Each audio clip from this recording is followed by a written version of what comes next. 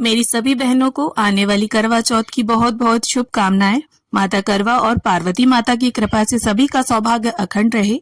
इसी मंगल कामना के साथ आज की इस वीडियो में मैं आप सभी को करवा चौथ व्रत की संपूर्ण पूजा विधि बताऊंगी। तो देखिए, कई बार ऐसा होता है, हम अकेले होते हैं, कहीं बाहर रह रहे होते हैं, तो हमें पूजन अकेले ही करना होता है।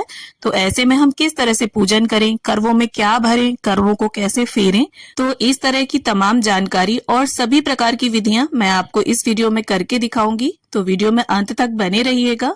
तो इस वर्ष यानी साल 2024 में करवा चौथ का व्रत 20 अक्टूबर दिन रविवार को रखा जाएगा और सुहागन महिलाएं पूरे दिन निर्जल निराहार रहकर व्रत रखेंगी और शाम के समय करवा माता की पूजा करके चंद्रमा को अर्घ देने के बाद व्रत का पारण करेंगी। तो चलिए अब हम देख लेते हैं कि हमें पूजा कैसे करनी है। तो करवा चौथ वाले दिन नहा धोकर पूरे 16 श्रृंगार कर लें और मेहंदी वगैरह आप लोग एक दिन पहले ही लगा लें और खूब सारी नई नई चूड़ियां पहनिए। अपनी शादी का जोड़ा आप पहन सकते हैं या आपकी शादी की चुनरी पीलिया उसे ओढ़ लेंगे हम। उसके बाद हम एक चौकी लगाएंगे, चौकी पर लाल रंग का वस्त्र बिछा लेंगे।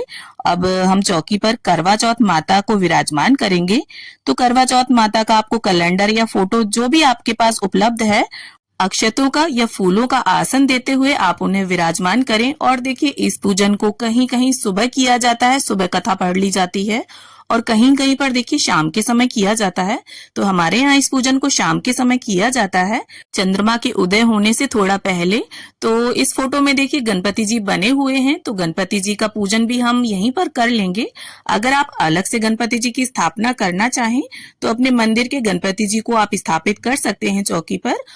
और देखिए, अगर आपके पास फोटो है तो आप पिछले साल की फोटो में पूजा कर सकते हैं। और अगर कैलेंडर लेते हैं तो हर साल हमें नया कैलेंडर लेना होता है। अब क्योंकि मैं आपको संपूर्ण विधि बता रही हूँ तो मैं यहाँ पर कलश की स्थापना करूंगी। बहुत से लोग करवा चौथ के व्रत में कलश की स्थापना करते हैं और बहुत से लोग कलश की स्थापना नहीं करते हैं। तो अगर आपके यहाँ कलश स्थापित किया जाता हो तो आप कलश की स्थापना जरूर कीजिएगा, और नहीं की जाती है तो इस विधि को आप स्किप कर सकते हैं। तो चावल से मैंने यहाँ पर अष्टदल कमल बना लिया है। उसके बाद हम एक तांबे का या पीतल का कलश लेंगे। कलश में एक स्वास्तिक बनाना है हमें और कलश के कंठ पर मोली बांध लेनी है। अब कलश के अंदर सबसे पहले हम गंगा जल डालेंगे। इसके बाद कलश को शुद्ध जल से भर लेंगे। हल्दी, सिक्का, सुपारी, अक्षत कलश के अंदर डाल देंगे और अब हम इसमें आम के पत्तों को सजा लेंगे। देखिए, अगर आपको आम के पत्ते ना मिले तो आप यहाँ पर अशोक के पत्ते भी प्रयोग कर सकते हैं। अब इसके बाद चावल से भरी हुई प्लेट हमें रखनी है, ढक्कन रख देंगे हम इसके ऊपर। और इसके बाद देखिए, सभी पत्तों को हम यहाँ पर रोली से टीक लेंगे। आप रोली से या चंदन से पत्तों को टीक जरूर लीजिएगा। अब हमारा कलश तैयार हो गया है और इसे हम अष्टदल कमल के ऊपर रख देंगे और चावलों से भरी प्लेट पर एक शुद्ध देसी घी का दीपक रखकर हम उसे प्रज्वलित कर लेंगे। अब हमें गेहूं की छोटी छोटी 2 ढेरियां लगानी है और इस तरह से देखिए हमें 2 करवे चाहिए होंगे। तो जो अकेले पूजन करता है उसे 2 करवे चाहिए होते हैं। इस तरह से होल होता है करवे में। तो यहाँ सजे हुए करवे लिए हैं मैंने, आप सिंपल करवे भी ले सकते हैं या बहुत सी जगह पर देखिए एक पीतल का और एक मिट्टी का करवा लिया जाता है। तो जैसे भी आपके यहाँ करवे लिए जाते हो आप उस तरह से करवों को रख लें। और एक करवे में हमारे यहाँ ड्राई फ्रूट्स और मिठाई भरी जाती है। तो यहाँ पर मैं ड्राई फ्रूट्स, बताशे और मिठाई को भर लूंगी और एक करवे में हमारे यहाँ जल भरा जाता है। तो इस तरह से देखिए 2 करवों को तैयार किया जाता है और जो जल वाला करवा होता है वो हमारा होता है और जो मिठाई वाला ड्राई फ्रूट्स वाला करवा होता है वो पार्वती माता के नाम का होता है। तो अगर आप अकेले होंगे तो देखिए पार्वती माता से आप करवा को बदलेंगे, करवे को फेरेंगे। तो देखिए, जो जल वाला करवा है उसमें हमें कॉटन लगा लेनी है और बहुत सी जगह सींक लगा ली जाती है, सींकें आती हैं वो लगाई जाती हैं। और इस जल वाले करवे से हमें चंद्रमा को अर्घ देना होता है। तो इसमें मैंने चांदी का सिक्का डाल लिया है, आप चाहें तो इसमें छल्ला भी डाल सकते हैं चांदी का। अब इन करवों को हम ढक्कन से बंद कर देंगे और गेहूं की ढेरी के ऊपर करवों को स्थापित कर लेंगे। तो इस तरह से हमारे दोनों करवे तैयार हो गए हैं। अब गंगा जल और फूल की सहायता से सभी को हम छींटा दे देंगे स्नान की भावना से और वस्त्र की भावना से। यहाँ पर देखिए हम सभी को कलावा अर्पित कर देंगे। करवा माता को यहाँ पर लाल रंग की चुनरी मैं समर्पित कर दूंगी।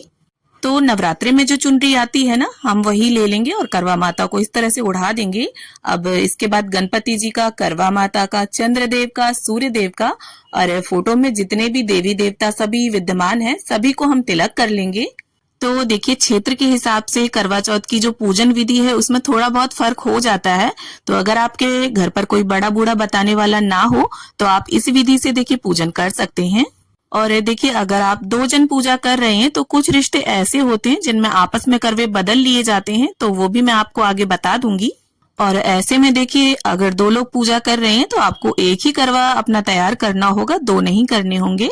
तो यहाँ पर गणपति जी को हमने जनेऊ समर्पित कर दिया है और अगर आपके डेकोरेटेड करवे हैं, लेस लगी हुई है, तो आप चाहें तो कलावे को कंठ में बांधे करवों के, और अगर ना बांधना चाहें तो ना बांधे। यहाँ पर मैं बांध रही हूँ। और इसके बाद करवों को भी हम टीक लेंगे और जो दीप कलश हमने तैयार किया है तो दीपक का भी हम पूजन कर लेंगे। और गणपति जी को यहाँ पर गुड़हल का पुष्प, धूप घास हमने अर्पित कर दी है। और इसके बाद देखिए जो भी पुष्प हो आपके पास आप वो सभी को समर्पित करें, और अगर पुष्प ना हो तो बिना पुष्पों के भी देखिए पूजन किया जा सकता है। अब करवा माता को यहाँ पर कुछ सुहाग का सामान हम भेंट कर देंगे। तो इस तरह से करवा माता को छुवाते हुए हम उन्हें समर्पित कर देंगे और यहाँ पर एक बिंदी निकालकर हम करवा माता को लगा देंगे।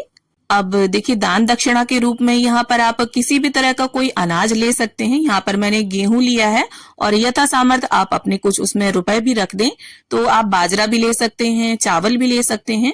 इसके बाद जो भी देखिए मिठाई आपने मार्केट से मंगाई हो वो, या घर पर जो भी पकवान आपने बनाए हो उन्हें आप करवा माता को भोग स्वरूप अर्पित करें।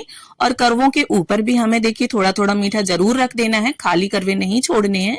अब इसके साथ ही जो भी घर पर ऋतुफल उपलब्ध हो उनका भोग आप माँ को अर्पित करें।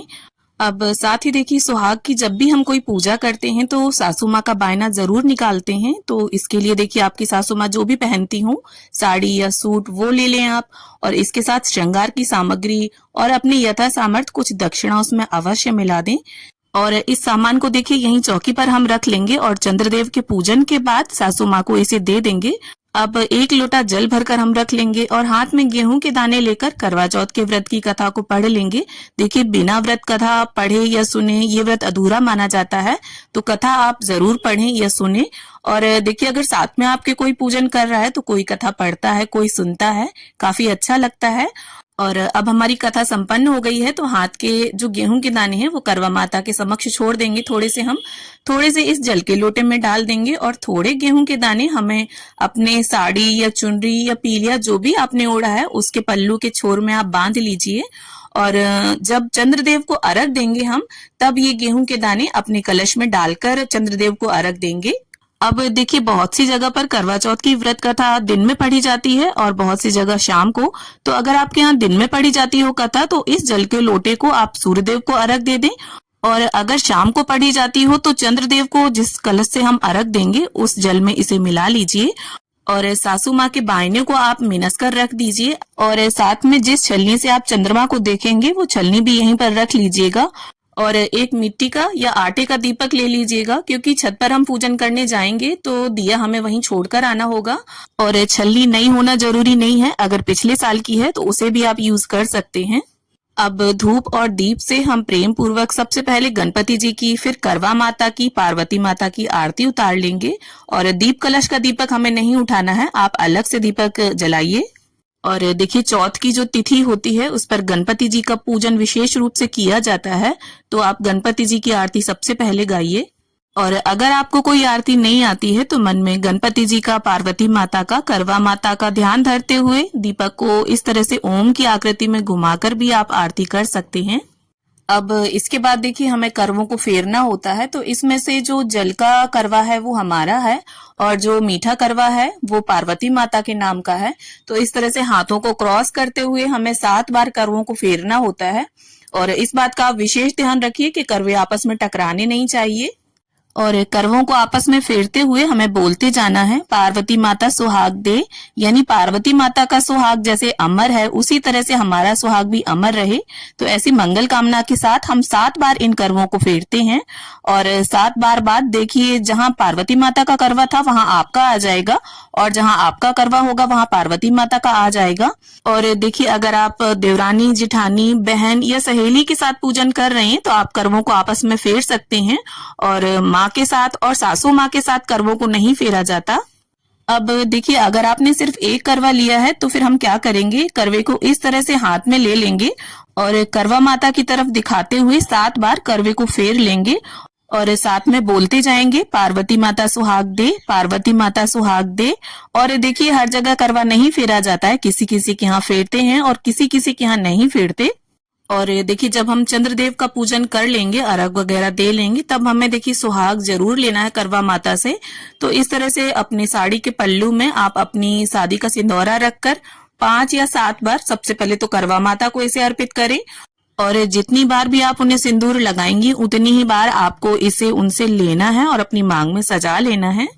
और इसके बाद पार्वती माता से और करवा चौथ माता से अपने पति की लंबी उम्र की कामना कर लेंगे। तो इस पूजन के बाद देखिए, हमें चंद्र पूजन करना है, चंद्रमा को अर्घ देना है। इसके बाद पति पूजन करके और सासू माँ को बायना देकर हम व्रत का पारण करेंगे। और अगर आप अपनी सासू माँ से दूर रहती हैं तो इसे मिनस कर रख दीजिएगा और जब भी आप उनसे मिले उन्हें दे दीजिएगा। और जो सुहाग का सामान हमने समर्पित किया है उसे आप अपनी नंद, जेठानी या पंडिताइन को दे सकते हैं। और इसी में से 1-2 चीजें सुहाग की आप अपने लिए प्रसाद स्वरूप रख लें। और देखिए, अगर आपके साथ आपके बड़े बुजुर्ग रहते हैं तो बहुत अच्छी बात है, सभी के चरण स्पर्श करें और अपने से बड़ों का आशीर्वाद लें। तो फ्रेंड्स, करवा चौथ व्रत की ये पूजा विधि आपको कैसी लगी कमेंट करके जरूर बताना। और अगर आपको ये वीडियो थोड़ी भी यूजफुल लगी हो, थोड़ी भी पसंद आई हो तो प्लीज वीडियो को लाइक करना और मेरे साथ जुड़े रहने के लिए, इसी तरह के वीडियोस देखने के लिए मेरे चैनल को सब्सक्राइब जरूर कर लेना। करवा चौथ माता की कृपा आप सभी पर सदैव बनी रहे, इसी कामना के साथ फिर मिलते हैं किसी और वीडियो में। तब तक के लिए हरे कृष्णा, राधे राधे।